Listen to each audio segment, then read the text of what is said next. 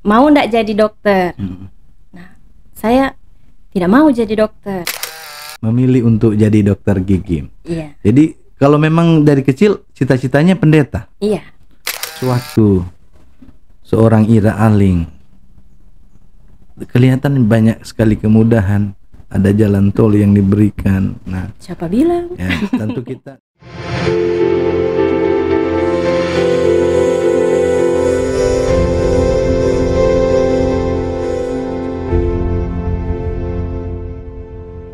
baik, selamat pagi pemirsa Lintas Utara, sahabat Lintas Utara.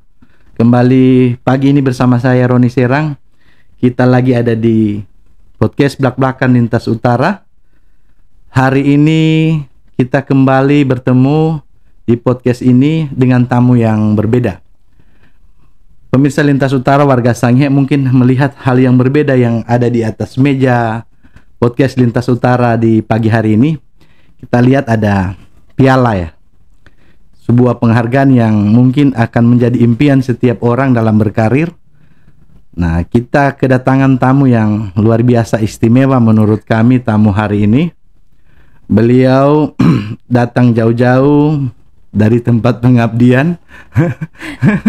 Beliau mengabdi di salah satu kampung di Kabupaten Kepulauan Sangihe di sektor kesehatan. Sebagaimana tema kita hari ini, kita akan menggali, mengulik bagaimana cerita seorang anak dari perbatasan dari Pulau Sangihe ini. Dia menjadi dokter teladan, dokter gigi teladan, dokter teladan yang berasal dari puskesmas, bukan dari rumah sakit, pemirsa. Nah, bagaimana perjuangan beliau, bagaimana ceritanya sehingga beliau menjadi seorang pelayan masyarakat lewat sektor kesehatan, menjadi dokter, dan bagaimana ceritanya pula perjuangan beliau menjadi dokter teladan, bersaing dengan ratusan bahkan ribuan dokter mungkin ya. Tapi beliau keluar sebagai pemenang. Nah, hari ini kita menghadirkan langsung orangnya menjadi narasumber kita di podcast Lintas Utara pagi ini. Beliau hadir di depan saya akan menjadi lawan diskusi saya pagi ini. Beliau adalah dokter yang cukup dan sangat berprestasi yang menjadi kebanggaan. Sebagaimana tema kita bahwa cerita Ira Aling, dokter teladan milik Sangihe. Nah, Sangihe tidak kekurangan sumber dayanya karena kita penghasil ikan tentu banyak makan ikan jadi pintar-pintar. Nah, dari utara Indonesia beliau membuktikan diri bahwa anak-anak perbatasan itu tidak kalah dengan anak-anak yang ada di Jawa sana, di luar daerah, di daratan dan sebagainya. Masyarakat mungkin penasaran siapa yang ada di depan saya kali ini. Nah, untuk sesi ini saya persilakan untuk memperkenalkan diri. Oke. Ya. Ya, terima kasih atas kesempatan. Sebelumnya saya mau mengucapkan terima kasih dulu untuk Lintas Utara karena sudah mengapresiasi saya dengan mengundang saya sebagai tamu, sebagai guest di acara Lintas Utara Podcast untuk sesi kali ini. Dan saya mau memperkenalkan diri. Tabea Sikite Kebi. Asik. Tabea. Halo good people. Luar biasa. Jadi perkenalkan saya singkat namanya Dokter Gigi Ira, tapi ada panjangnya. Dokter Gigi Ira Susana Uraing Tuntung Aling, Magister Administrasi Rumah Sakit. Nah, saya mengabdi sebagai dokter gigi ASN di Puskesmas Manalu, Kecamatan Tabukan Selatan. Ya, nah, saya sudah mengabdi di Puskesmas Manalu ini 2 bulan lagi per 1 Mei 2023 itu sudah 9 tahun. 9 tahun ya? Iya. Jadi saya kira cukup kenalannya. Ya, itu sepenggal dari perkenalan dokter yang luar biasa ini. Tamu kita hari ini, beliau bernama Dokter Gigi Ira Aling Wulaeng Tentung. Tadi malam saya sempat mencari ini nama ini, ternyata seperti namanya, Wulaeng Tentung. Emas yang datang, emas yang emas hadir, yang muncul tiba-tiba. Emas yang muncul. Jadi beliau adalah emas yang ada di utara Indonesia. Kalau di bidang pariwisata orang mengatakan Sangihe ini adalah surga yang tersembunyi. Tapi di bidang kesehatan kita punya emas. Ada Buraing Tentung, ada emas yang muncul. Seperti memang namanya, beliau menjadi emas kita di Kabupaten Kepulauan Sangihe. Dok, Ya. kita mau mulai untuk bincang-bincang ini. Dokter, untuk cerita dulu, apakah dari kecil memang sudah bercita-cita menjadi dokter? Atau bagaimana ceritanya? Kecelakaan sedikit kayak masuk di kedokteran atau gimana ceritanya? Ini harus ya diceritain. Ya harus ini supaya pemirsa Lintas Utara warga Sangihe juga mengetahui Oke. kisah dari Dokter Ira. Ini sejarah ya. Ini Sejarah. menceritakan tentang latar belakang awal mula. Pertama, sebenarnya cita-cita saya itu bukan ingin menjadi dokter, apalagi dokter gigi. Nah, sebenarnya saya ingin menjadi seperti papa. Nah, seperti ayah saya, yaitu pelayan Tuhan, Seorang pendeta. pendeta. Ya. Tapi sejalan beriringnya waktu, saat kelas 3 SMA itu memang menjadi masa yang paling menentukan bagi generasi muda. Yang dulu mungkin ada cita-citanya jadi pilot, tapi saat kelas 3 SMA semua itu bisa berubah. Ya, sama yang Pak Medik mungkin tentara dulu dari cita-cita, cuman kepleset jadi wartawan. Nah itu, masing-masing punya ceritanya. Dan kalau saya sendiri, itu pertama mau jadi pendeta. Tapi kala itu mama saat itu menjadi kepala Kepsek sekolah. di SMA 2, Ya, di SMA 2. Mengatakan, mau ndak jadi dokter? Nah, saya tidak mau jadi dokter. Apalagi saya takut dengan menghadapi mayat gitu. Jenazah, saya takut. Terus mama bilang, ini ada dokter gigi yang baru dibuka. Kerjanya apa? Palingan hanya mau korek-korek orang punya gigi. Jadi kala itu oke lah, ikut maunya mama, mendaftar untuk kedokteran gigi, mendaftar juga untuk kependetaan. Nah, saat hendak mau tes kependetaan, mama menangis. Tidak mau anaknya yang gadis ini mungkin berangkat ke luar daerah yang jauh, ke Jawa rencananya. Oh, sekolah untuk kependetaan di Jawa. Ke Jawa, ya. STT di sana. Iya. Karena mungkin saya anak bungsu. Oh iya. Jadinya anak ya sayang berarti. Jadinya oke, saya tetap tes untuk kedokteran gigi. Ya, puji Tuhan, saya lulus, masuk waktu itu 20 besar dan diterima untuk masuk ke kedokteran gigi. Jadi ceritanya ini awalnya antara orang tua ini, papa dan mama, ada mungkin papa suka ikut papa, tapi mama tidak bisa menerima karena persoalan sekolahnya di luar daerah. Ya. Karena anak sayang bungsu toh. Jadi memilih untuk jadi dokter gigi. Iya. Jadi kalau memang dari kecil cita-citanya pendeta. Iya. Inginnya pendeta. Tapi pada akhirnya ayah sendiri, papa bilangnya begini. Kalau mau jadi dokter itu kan juga pelayanan. Pelayanan kepada jadi masyarakat. Papa menguatkan ini cita-cita. Melayani. Sama-sama pelayanan kan. Melayani Tuhan melalui kesehatan masyarakat. Ya. Jadi menguatkan diri. Jadi ada support dari papa untuk menjadi dokter gigi. Ya, di mana tempat kita bisa menjadi pelayan. Tapi porsinya ini menjadi dokter gigi. Emang luar biasa. Mungkin setiap orang, sama yang dokter bilang tadi, akan punya cita-cita sejak kecil. Tapi dalam perjalanannya akan mengalami perubahan seiring waktu juga. Namun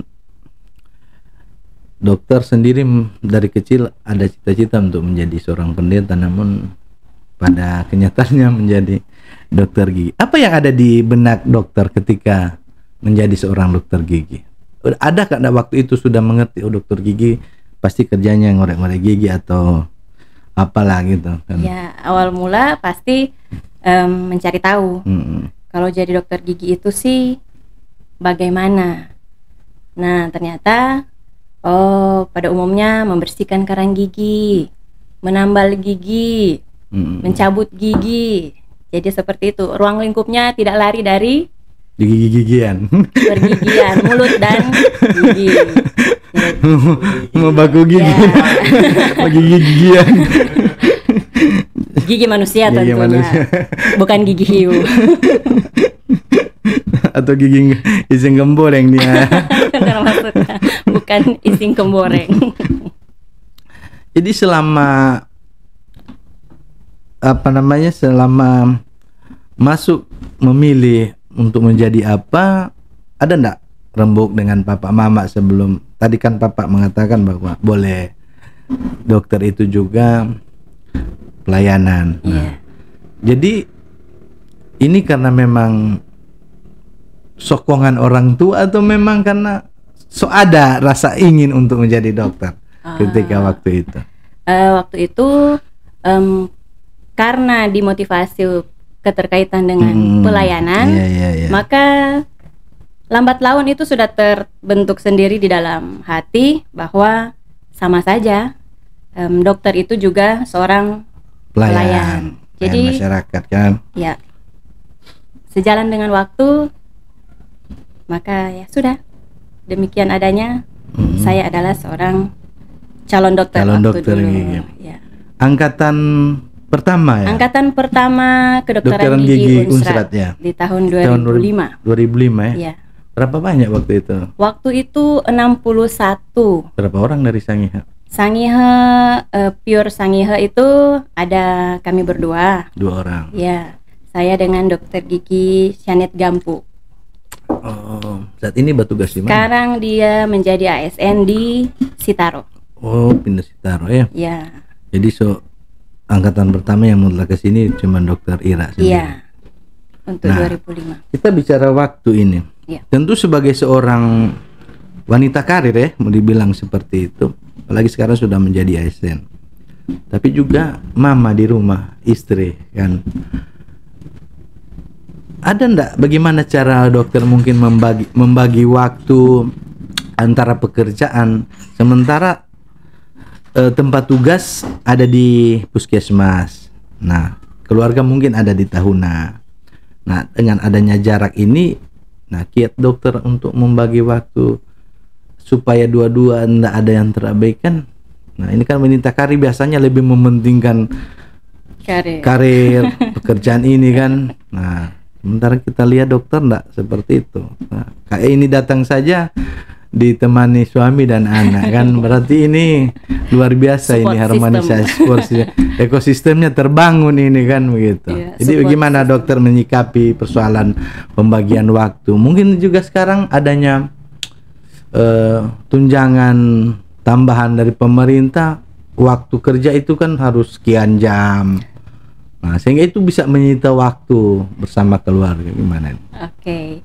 Ya, untuk masalah pembagian waktu antara keluarga dan pekerjaan, saya punya satu anak. Baru baru satu anak. Nah, saya mau ceritakan di sini bahwa anak saya di sini adalah anak perjuangan, boleh dikatakan demikian. Karena ceritanya, boleh kan diceritakan? Oh, semua harus kita belak-belakan di sini kan? Iya. Supaya menjadi motivasi untuk orang. Ada slogan saya. Harus menjadi motivasi kan untuk teman-teman lain, anak-anak muda. Tema belak-belakan. Ada slogannya kalau dari saya. Lebih baik belak-belakan daripada ngomong di belakang. Oh, luar biasa. Lebih baik belak-belakan daripada ngomong di belakang. Ternyata ada quote yang luar biasa ini Pak Medi dari. Jadi kan biasanya orang di depan manis dan di belakang baru di ngomong. Ternyata berbeda ya. Jadi keren ya. Belak-belakan. Harus belak-belakan. Lebih baik belak-belakan daripada ngomong di belakang. Boleh ini kayak jadi slogan ya. Jadi slogan belak-belakan podcast. Oke, lanjut. Jadi awal mula anak saya ini lahir di tahun 2018. Saat saya hamil besar di bulan Maret itu, saat waktunya saya untuk mengikuti prajab. Ya. Jadi ceritanya saya kontrol ke dokter untuk meminta surat keterangan yang mana saya akan ikut prajab. Tapi saat diperiksa ternyata sudah ada lilitan di leher. Jadi saya sito atau harus melahirkan operasi pagi besok harinya. Saat mau ikut prajabatan? Ya, jadi 3 hari selang saya melahirkan, bayinya masih merah, saya harus memboyong bayi ke Manado untuk mendampingi ikut. Kalau orang tua dulu pasti DP nama prajabatan anak ini. Nah, jadi ceritanya sempat ini anak mau kasih nama siapa? Kasih nama Prajab. Karena kan lahir di masa harus. Terus ceritanya kalau Prajab kan harus ceritanya kan harus ikut. Apapun yang terjadi saya ikut bersama dengan bayi yang baru lahir 3 hari. Jadi dari situ saya boleh berkata bahwa anak saya adalah anak perjuangan. Nah, saat dia mulai tumbuh 1 tahun, 2 tahun itu sudah mendampingi saya di puskesmas. Saya merawat sendiri. Ada sih dibantu, tapi sebagian besar waktunya itu dengan saya. Jadi 14 kampung yang ada di Kecamatan Tabukan Selatan dia tahu. Karena selalu ikut. Mau ke Pulau Palareng, saat mendaki jalan setapak yang tinggi itu dia ikut. Saat mau ke Batu Wingkung, Beng tidak. Beng itu masuk ke Salurang. Masuk Salurang Beng. Ya. Jadi yang Lautongan, Batu Wingkung, Palareng Bulo itu dia semua pernah ikut. Jadi untuk kaitan membagi waktu, bukan membagi sih, tetapi menyatu dengan waktu, situasi dengan itu ya. Situasi. Jadi baik keluarga maupun karir berjalan bersama-sama. Jadi anak saya adalah anak perjuangan. Dia tahu bagaimana mamanya bekerja. Dia tahu mamanya dokter gigi. Tapi dia tidak mau menjadi dokter gigi. Kalau nama lengkapnya siapa, Dok? Nama lengkapnya siapa? Aldrik. Nggak jadi ke sana. Tidak Prajab, bukan Prajab. Nama lengkap jadinya apa? Aldrik Markael Tempong Buka. Apa P di belakang berarti kan? Apa? Perjuangan. Bisa. Jadi seperti itu. Luar biasa, tidak membagi bukan waktu membagi, tapi menyatu dengan waktu itu sendiri antara karir dan keluarga. Yang paling penting adalah komunikasi. Jadi bagi saya keluarga, baik itu orang tua maupun suami dan anak saya, itu merupakan support system yang sangat utuh. Luar biasa itu yang selalu mensupport, mendukung. Ada di samping. Ya. Orang kembali dulu ke dokter gigi tadi. Ya. Karena cita-cita memang awal adalah seorang pendeta. Tentu ada penyesuaian terkait psikologi kan dari awal psikologinya saya mau jadi pendeta. Tentu berarti ada beberapa hal yang dicari mungkin terkait pendeta ini bagaimana. Jadi sudah tertanam di pikiran mungkin pendeta ini seperti apa. Namun ada suasana baru dengan cita-cita yang baru akhirnya menjadi dokter gigi. Dokter pernah berpikir enggak ketika menjadi dokter gigi harus mengabdi di Sangihe? Kalau juga mau cerita, awal mula pengabdian saya itu sebagai dokter gigi PTT, pegawai tidak tetap. Mungkin sekarang mirip dengan Nusantara Sehat. Ya. Kalau kemarin masih di zamannya kami itu PTT yang langsung dari Kementerian Kesehatan. Nah, di situ dulu ada pemilihan lokasi. Kalau sekarang kan biasanya mereka tidak bisa pilih, langsung ditempatkan. Kalau dulu kita masih bisa memilih di mana kita mau ditempatkan. Nah, awal mula juga saya memilih untuk mengabdi di Papua. Ya. Kenapa Kenapa di Papua? Karena saya berprinsip seperti ada dosen saya yang berkata, pilihlah tempat kerja yang kapan lagi kamu bisa ke sana. Nah, kalau kan PTT ada jangka waktu 2 tahun. Tapi kan kalau jadi dokter berhasil liburan bisa dong ke Papua. Kenapa harus pilih Papua gitu loh? Ya hanya ingin mengabdi di tempat yang mungkin berbeda. Tantangan juga pasti berbeda. Awalnya seperti itu. Tapi sebagai seorang anak, kembali lagi saya mengkonsultasikan dengan orang tua. Jadi Pak, saya mau pilih ini, mau ikut PTT, rencana mau pilih Papua. Boleh ndak izin dulu? Tapi enggak. Tebak. Bisa Udah ditebak. pasti yang tidak diizinkan. Tidak diizinkan. Kuliah saja yang tidak Ya, diizinkan. tidak diizinkan. Dengan alasan itu terlalu jauh, mungkin terlalu agak berbahaya untuk seorang anak Iya. gadis. Jadi ditanya, apa ada pilihan untuk Sangihe? Ada pilihan untuk Sangihe. Ya sudah, daripada jauh-jauh, pilihlah Sangihe. di daerah Kembali sendiri, ke habitat. kembali ke daerah, mengabdi di daerah sendiri. Kong sempat berpikir, oh ya, ya udah, kenapa tidak untuk kembali mengabdi di daerah sendiri. Jadi mulai kuliah sampai semua kerja tetap konsultasi dengan orang tua. Jadi banyak sekali masukan yang dari orang tua Iya. untuk mengarahkan ini. Iya. Biasanya kan ada yang bilang silahkan pilih saja kemana. Mungkin karena pengaruh anak bungsu tadi. Jadi Tapi- orang saya bilang anak polok tuh kalau bungsu kan. Tidak juga, tapi kalau menurut saya, kalau anak-anak sekarang kan sering mungkin saat orang tua memberikan arahan atau memberikan nasihat, biasanya kan anak-anak sekarang itu membangkang kan, tidak suka dengar, mungkin Ya. orang tua itu kolot lah, zaman dulu lah atau apa. Tapi kalau saya pribadi, Nah, ini orang pesan tua luar itu biasa ini. orang tua itu adalah orang yang Tuhan titipkan sebagai apa namanya, wali kita Wali di dunia. Jadi otomatis apa yang mereka nasihatkan, apa yang mereka katakan itu bagi saya itu adalah kata Tuhan. Seperti itu.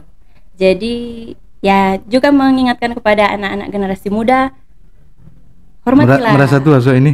Tidak juga. Mama muda. Mama muda. Hormatilah orang tua. Jadi mendengar apa ya, bukan berarti harus diarahkan. Tidak sih kalau dari saya. Artinya menghargai apa Iya, yang orang menghargai. tua Karena sampaikan. menurut saya Sudah ketika pasti kita kan, mendengar apa kata orang tua, maka jalan kita juga pasti akan. lapang ya. Ya. Memang itu apa yang disampaikan ini menjadi perhatian lebih khusus anak-anak muda yang sedang mengejar karir mungkin atau yang lagi masih studi untuk ke depan, bahwa menghargai menghormati orang tua itu sesuatu yang sangat penting dan wajib dilakukan oleh seorang anak sehingga jalan ke depan lebih lapang. Bukan begitu, Dok? Betul. Ya deh. Ini pesan yang dari dokter teladan ini yang pesan. Bukan Roni Serang kan. Jadi yang pesan ini dokter teladan harus jadi perhatian untuk anak-anak dan generasi muda penerus yang mungkin berikut akan menjadi Ira Aling toh, yang berikut untuk menjadi apa saja di sektor apa saja kita mengabdi menjadi teladan, no? Menjadi Ira Aling yang selanjutnya kan. Menjadi Bulaing Tentung selanjutnya kan. Memang sekali lagi ini seperti namanya, memang emas yang ada di Kabupaten Frasangnya muncul begitu.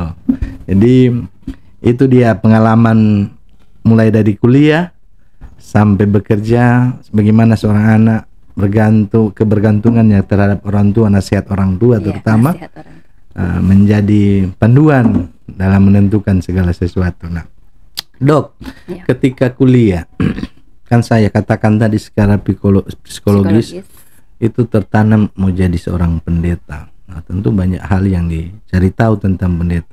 Ada enggak mungkin tantangan menjadi hambatan ketika sedang kuliah untuk menyucikan situasi ini? Awal mungkin ya, untuk mungkin teman-teman atau mungkin teman-teman ada yang SMK kesehatan kan gitu.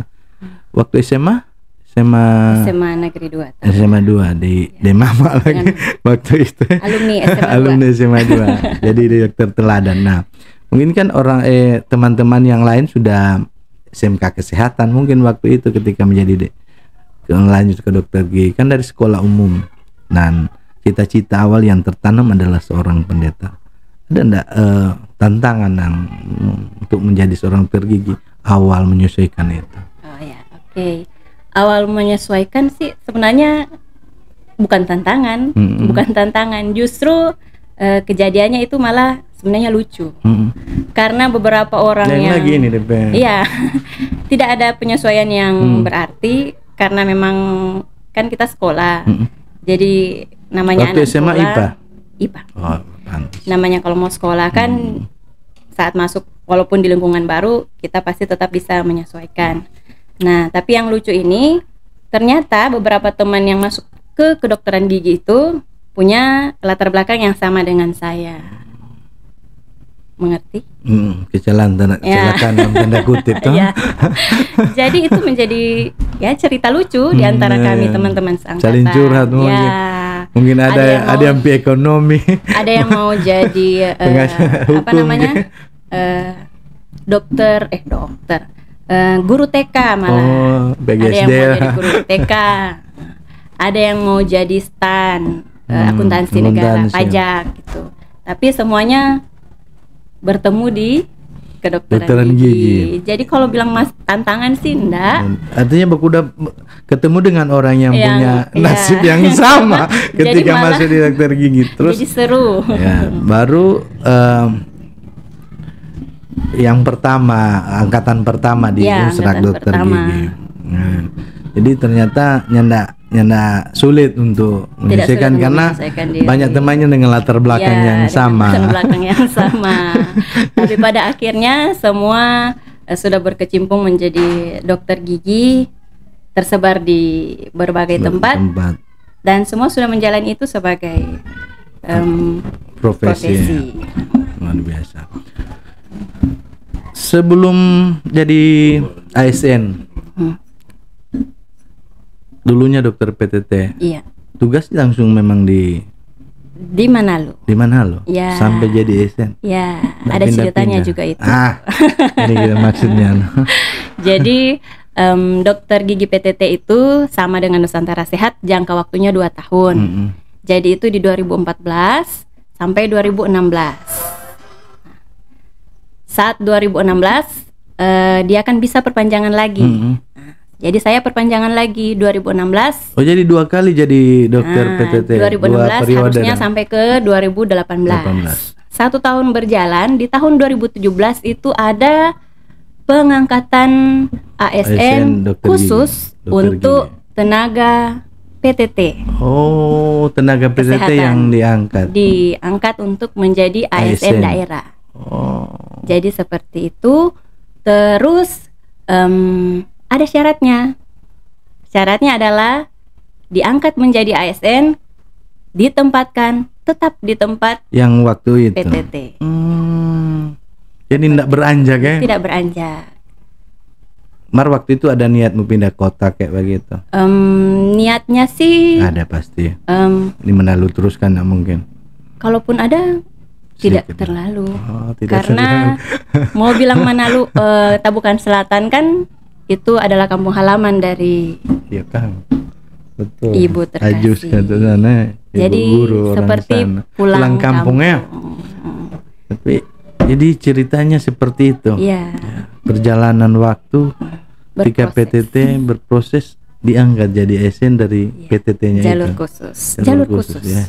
Dan jalan tol itu. Ya, hebatnya lagi kalau kita mau masuk ASN itu kan saat masuk jalur umum masa kerjanya dihitung 0. Tapi ini langsung dihitung masa PTT-nya. Oleh karena itu saya sudah mengabdi diangkat 2017. Dihitung dengan PTT total per Mei ini 9 tahun.